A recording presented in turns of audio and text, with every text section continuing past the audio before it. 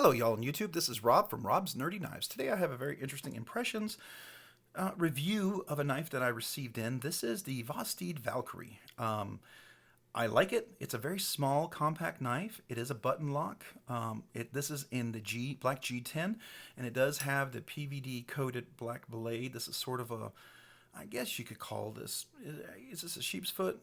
Is it a Warncliffe? I don't know. Reverse Tonto, whatever. I don't know. Maybe it's a modified reverse Tonto drop, sheep's foot, Bowie, whatever. I don't know, whatever you want to call it. But very nice little knife. I do like this. The steel in this one is 154 cm, so it's a pretty good, decent steel for a blade like that. G10 all the way around. It's got a deep pocket carry clip. This is a steel deep pocket. These are steel liners on the inside, G10 on the outside.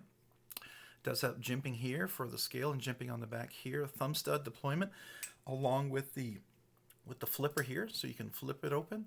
It also has a little jimping on top, so you could do a front flip as well. And then the thumb studs you hold real tight. I didn't even hardly touch it, but okay, I'm not trying to touch it. I'm just trying to show you. You come up to this, and it's ready to go. So it's really easy to deploy. Likewise with the reverse. You got to get just right up there, and it's really easy to reverse flick, just like I can do it on the left hand. You regular flip over here, and you can do that flick. Now I find, because my hands are a little bigger, I think it's a little harder to do that. I can do it.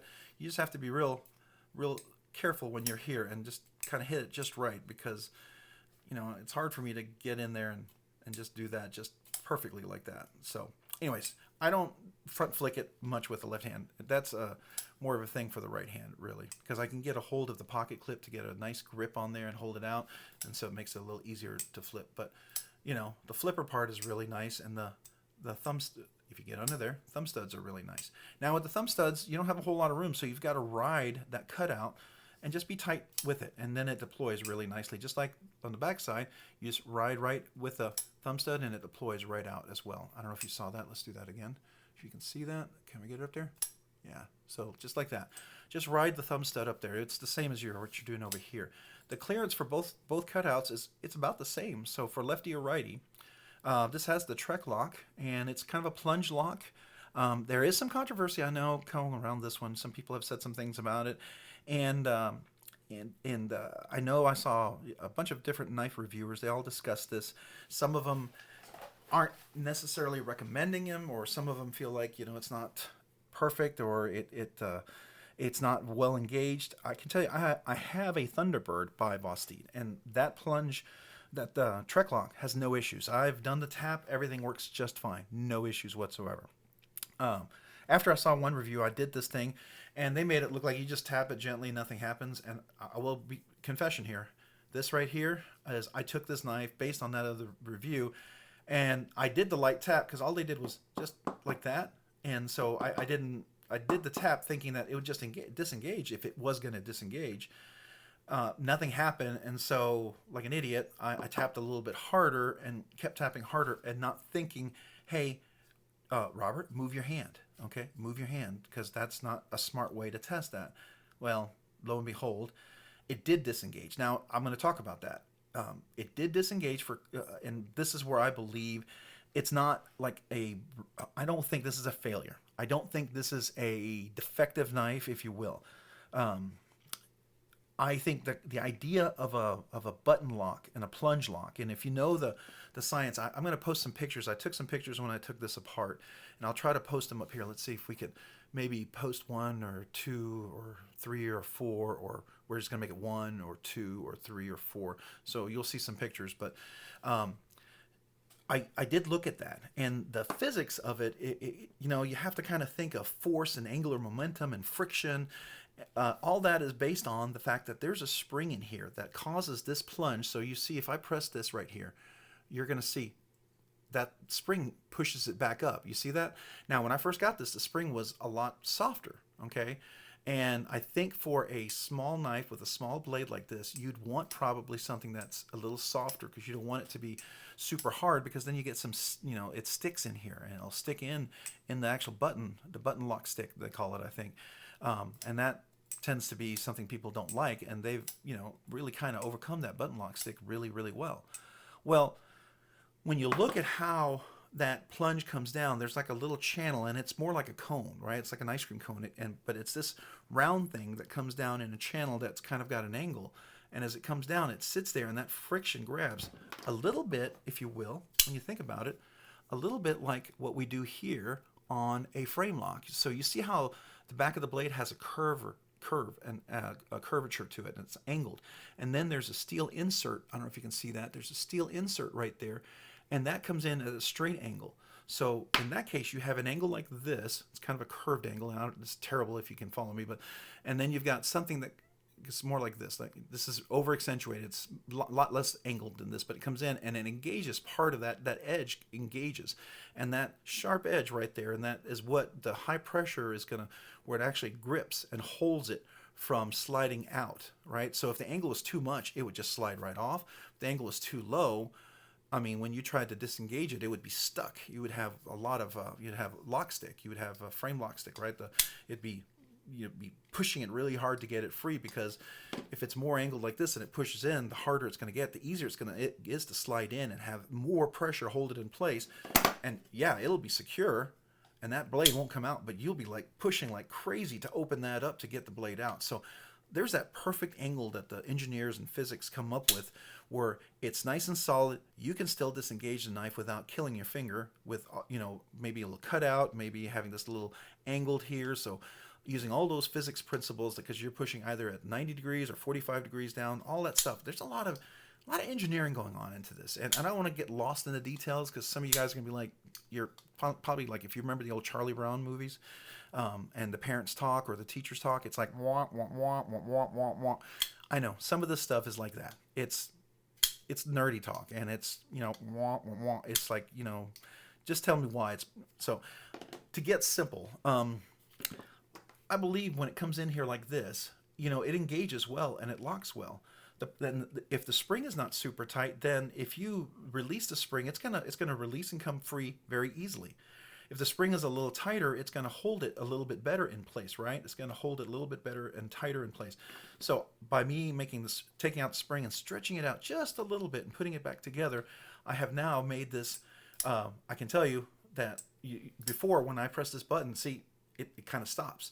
That's because the spring is pushing back, and that's sort of mimicking a detent of a detent ball on a frame lock, right? So that pressure is what makes it not just fall. Now, if I completely release it, you'll see how it's loose like that. But because the spring is a little tighter now, when it comes down, it'll stop it from falling like free form. So that helped here with this one. And now if I tap it, just gently tap it, it's not going to disengage. But here's the reality. I think any one of these mechanisms can be prone to failure with enough pressure. I think I saw Blade HQ had some old videos from 5-6 years ago. They used to they did one video where they tested the compression lock, the frame lock, the liner lock, and what was the other thing they tested with it? Frame lock, the liner lock. It was one other lock that they tested. But, the axis lock. So they tested all those locks to see how strong, how many pounds they could hold. And even the frame locks that were super strong, what happens is after a while, this starts to bow and bend, right? And if you were to go in here and you were to whack and whack and whack and that, and have gloves on and be all safe and whack and whack, what's going to happen is, this will eventually disengage. This will disengage. This will bend and bow. This will scratch and bend in here, and it'll cause deformities where it can't engage in the lock, because that's never meant for the intention of this knife. This is not a fixed blade. It's not a fixed blade meant to go hammer and bang with, right? This is just meant to be a knife. It's meant to be a knife to cut things, to do elementary things. If you need to go out and break wood and bang up stuff like that, I really recommend you get a fixed blade, a good fixed blade. That's going to be the smart thing to do. A button lock is a very convenient, very easy knife. It's a one-handed, easy operation for basic EDC tasks. This is a great knife to cut papers, envelopes, boxes, plastic, whatever else you're doing. Shrink wrap if you're in a warehouse just cutting basic things. But if you're going to be out in the woods, you're going to be cutting trees and logs and limbs and stuff like that, you need a fixed blade. Or you need something like a scorpion lock or a shark lock, one of those Andrew Demko ones, or the back lock, something that's stronger. Even in that scenario, I wouldn't want a frame lock. I wouldn't want a liner lock, and I wouldn't want a compression lock. I mean, they would be obviously a better alternative than any push button. I honestly, when you think about it, even my Malibu. So right now, it's, you can feel that that plunge is engaged right in here, right? But if I release it, it's going to come free, right? Over here, it's engaged. But if I press this just ever so slightly, once I get past that angle, you can see I can get past that friction, that cone shape. Once you get past that, the angle that it's engaging on is so high that now any pressure on that blade, you can just overcome it, just like you can down here with the detent, right? The detent down here is the same thing. You overcome that because it's designed to break that detent and not to completely lock it in place where you can't get free. Up here, once you break that point, you're going to get past the point where it really engages in the lock. That's my opinion. You may disagree with me, and that's fine, and we'll probably have lots of discussions about it, and I'd love to hear your comments down below. But I really do not, I really don't have a big issue with that. I think for the intended purpose of what this knife is meant to do, this lock works well, okay? And I was an idiot for trying to think of banging like this. I'm never going to do that with this knife. If I'm going to go out and work on a tree and I have to cut down some trees and twigs and stuff, I am not bringing this knife out with me. I guarantee you that. This is not the knife I'm going to be using. I will be using a fixed blade, or I'll be using an axe or something, but I'm not going to be using this. If I'm going out into the woods and I'm going to start bushwhacking, oops, what am I doing? I'm reviewing this knife. If I'm going out in the woods and I'm bushwhacking, I'm going to be using a fixed blade. I will get a fixed blade. I have my dad's fixed blade. That's the only one I have, and I've thought of getting one. The new Tactile Knives has a new one that is really enticing. I got to be honest. That one might be my first fixed blade that I buy. Anyways, that's the kind of knife that I would use. Just like a slip joint. Would I ever use a slip joint for any hard work? I would do some hard work. I'd cut boxes with this. I'd feel very comfortable. But if we start getting into the really, really heavy-duty cardboard boxes, I wouldn't use this. This is not a strong enough knife for that. I would probably want to have something a little more robust like this with a frame lock. I would feel more comfortable because, one, when I grip this, I know I'm engaging that lock. That's a secondary to keep it locked in place. Or I would use like an Andrew Demko shark lock. I don't have one right now. I do need to get another one, but I sold my titanium scaled one because it was milled and wasn't one that I carried. And you know my rule. If I don't carry it, I'm not going to keep it. But I would like to get a G10 version, a more user-friendly one, and they have a new one in S35VN steel, so I'm thinking of getting that one. But anyways, that knife is something that I would feel more comfortable doing those kind of deep cuts and hard work with. But not most of these other knives. They're not intended for that purpose, right? They're just not. So that being said, I kind of stand, maybe could the spring be a little tighter? Sure. Maybe make the spring tighter. Maybe offer various versions of the spring in the packaging. Like if you're going to have extra hardware, maybe have an extra spring or two if you really want to make everyone happy, or at least try to make some of the people happy. You're never going to make everyone happy. That's never going to happen. There's always going to be someone who's going to gripe. There are people who just don't like button locks at all, and I can respect that because they're like, it'll fail. It'll never work for what I do, and they're probably right. For what you do, maybe a button lock is something you should never use. But for other people, a button lock is perfectly fine. So my wife carries a little Spyderco, little ladybug, great little knife. It's a back lock. And that's going to be more knife than she'll ever need, right? A button lock like this would be great. Her sister, my sister-in-law, I got her for Christmas a Kaiser button lock. It's a Ray Laconico design. It's the black linen micarta one, exclusive from Knife Center. I got that for her. She loves it. And it's a button lock and really great knife. For what she will do with that knife, that is more than enough knife. She will never go out cutting trees or logs or cutting, steel belted tires or she's not going to be doing that. That knife is more robust than for anything that she'll ever need, right? That's a great knife. So a button lock works fantastic for her, just like a back lock works fantastic for my wife. Those are all great, great knives, right?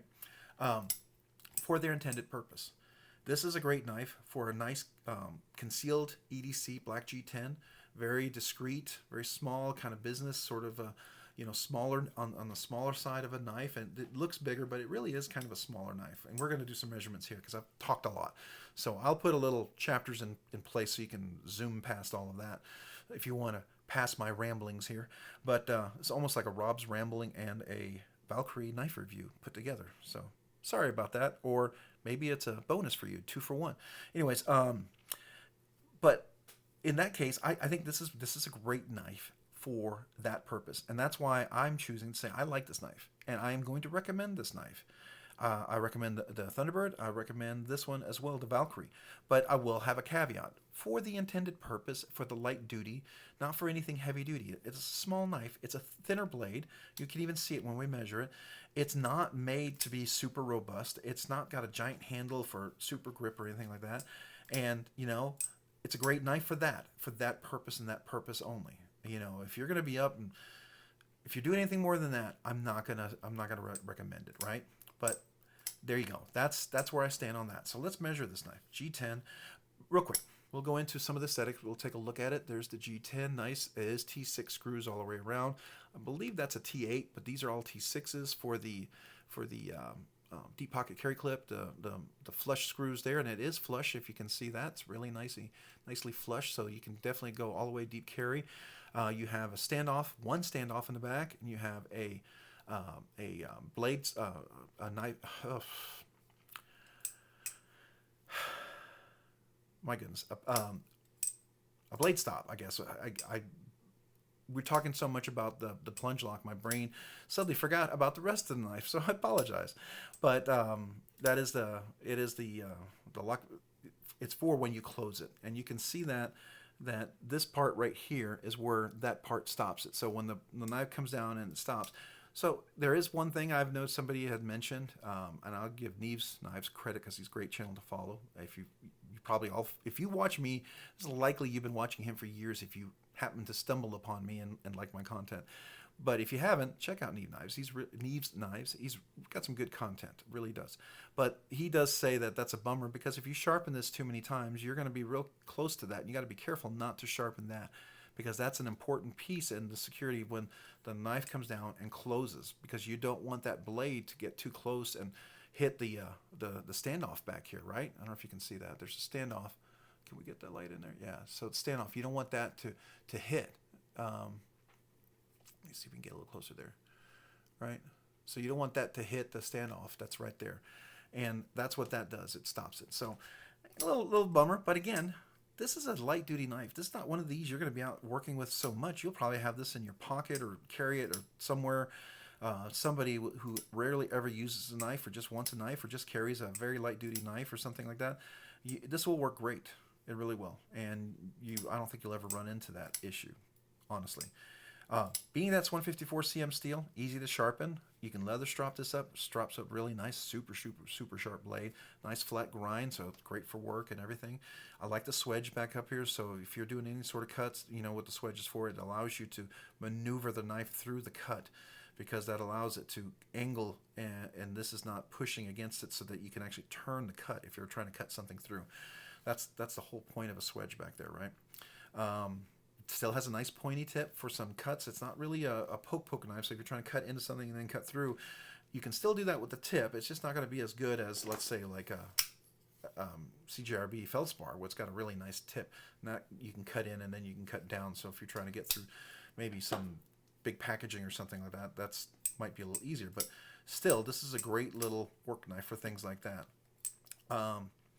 So that's that. The G10 has some texture to it, so it gets you a nice grip. Reverse clip, so for lefties, you can absolutely do that. And even a lefty, it's always nice because the lefties can use their index finger for this. So, that almost seems more natural in some ways than using your thumb when you're holding it, because here I can hold all these fingers, and then the finger right here can control the button lock, so that's kind of nice. And then, you can do all the reverse flick that you want over here that you want. You can do all that stuff, and then when you move it over here, then you have this grip over here, and it's nice and easy to do the flick, because over here, that's what allows me to do the flip really easy, because I can get my fingers right on that pocket clip. So you would be able to do that left-handed, so that would make that nice and easy on that side. It does have thumb studs. They're volcano type, so easy to engage. It is a flat grind, so it does come, like I said, nice thin edge. Has stimpling up here, so if you're choking up, you should be able to do that precision cut. You're probably cutting papers or something like that on a mat like this.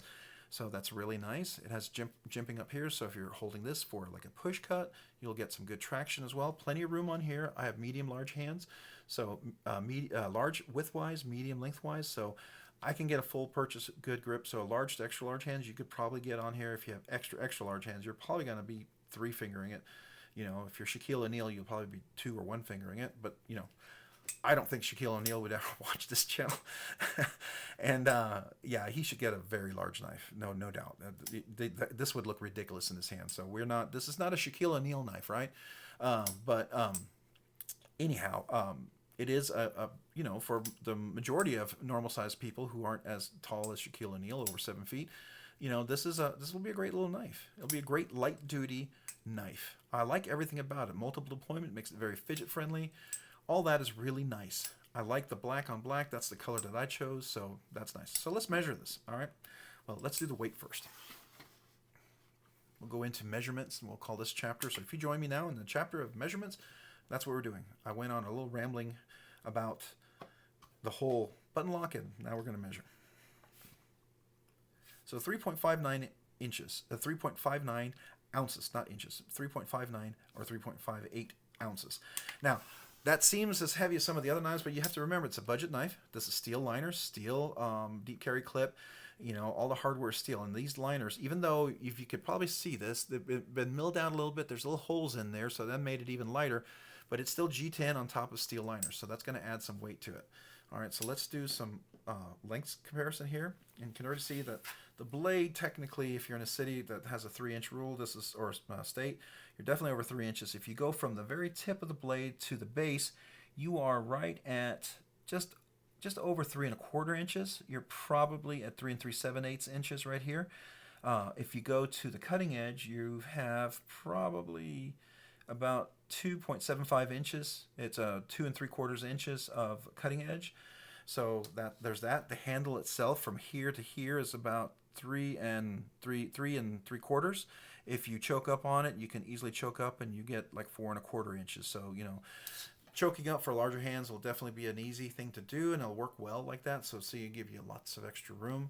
If you choke up with smaller hands, you know, back here, you know, it'll work as well. All right, so let's do the blade thickness. That's where you'll find out that this is not a heavy-duty blade, right? This is not meant to be a heavy-duty blade. So let's look at that. So in the back here, it is 0.121. So it's 0.1. It's 121/100ths of an inch. So it's definitely closer to 1/10 of an inch than it is to 2/10 of an inch. And because we have the swedge up here, so let's go to the actual thickness where it is up here, and we'll get a measurement there. Yeah, so you can see as you get closer up here, it's 0.118. So now it's getting close to that, you know, 1.1 kind of an inch. You know, so here 0.115, 0.114. And even here, this is closer to where the full, where it is right there. It's 0.12. So it's 0.12 really is what we're looking at as far as the blade thickness. So it's not a very thick blade, but it's not a very thin blade. It's not like a banter that's, you know, 0.1 inch, 1/10 of an inch. So it has a little bit of a width to it. So so there's that. So I think that's, you know, very functional knife, very functional. The button lock works well. Definitely a knife that I would give to someone for light duty. If I were to give it to my wife or some friends, I would definitely feel comfortable about that. If I had a friend that did construction work, I would probably not give this to them. There's very few knives that I would give them more of a work knife, and it would be a few other knives that I would recommend for that, but not this. I like this knife. I do. I can tell you that the design is a little smaller than the Thunderbird, so it's a little harder for me to manipulate in my hands.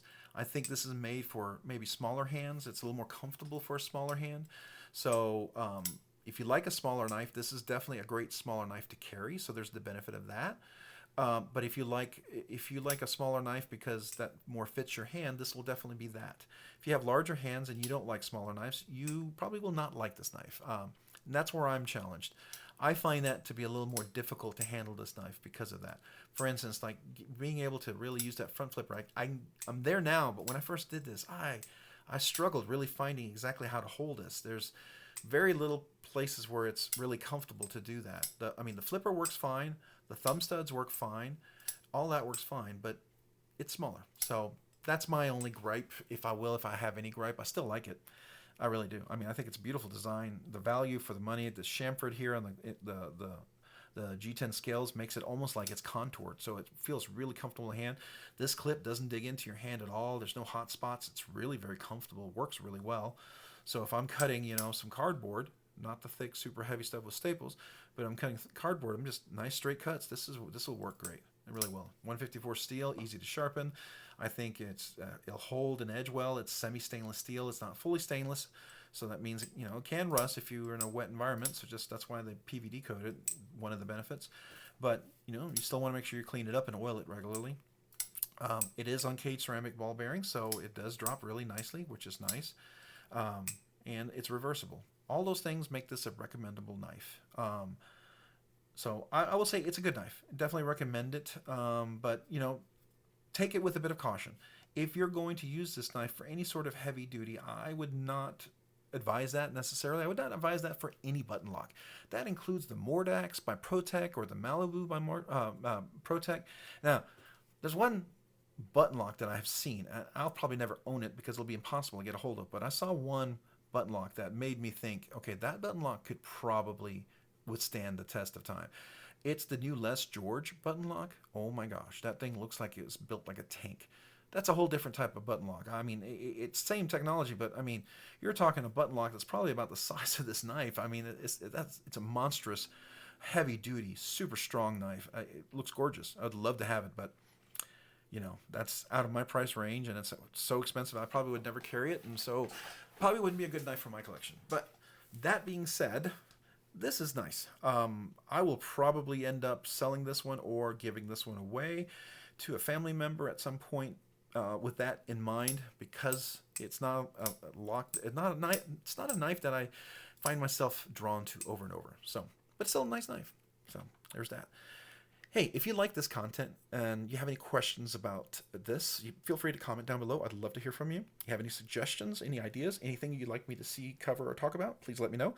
And if you like this content, would you consider subscribing? And if you like this video, would you consider hitting the like button? I sure would appreciate that. Helps me know that the content I produce is worthwhile, and I'll keep on producing it. If you maybe like this and you want to see future videos, maybe hit the subscribe button. That would be cool too. So thank you. And if you like this content, I do have an Instagram channel. It's robs_nerdy_knives. That's Instagram. The channel name is robs_nerdy_knives. Please feel free to check me out over there. I'd love to see that. And you guys have a great day and a great week. Bye.